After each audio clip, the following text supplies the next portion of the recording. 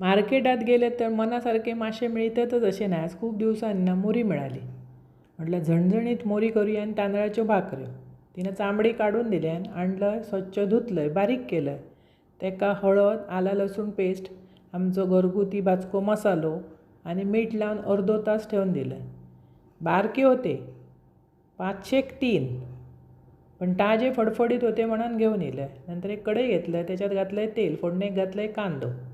मोरीक जरा कांदो जास्त घालायचा म्हणजे मिळान मस्त येतात. त्याच्यानंतर मोरी घातलं, व्यवस्थित ती 1-2दा ढवळायची, झाकून शिजवून घ्यायची. मोरी एक पाणी घालूची गरज नाही, फक्त ती कढईक लागात म्हणान परत परत जरा 1-2दा ढवळूची लागतं. आणि चमचोभर भाजक्या वाटप घालून झयच्या थंय तांदळाचे भाकरेवर एकदम अप्रतिम लागतं. अशी करून बघा. व्यवस्थित ती ढवळून झाली की झाकण ठेवायचं. आपोआप त्याका पाणी सुटतं. पाणी अजिबात घालूची गरज नाही. त्याच्यातच 1-2 चमचे व्हाया तर कांद्या खोबऱ्याचा वाटप घाला, मस्त उकळी काढा, 2 कोकमा घाला, वरसून भरपूर कोथिंबीर आणि तांदळाच्या भाकरीवर खावा. एकदम टेस्टी. अशी करा, खावा. आवडतली तुमका आणि आवडल्यास पटकन चॅनल सबस्क्राईब करा.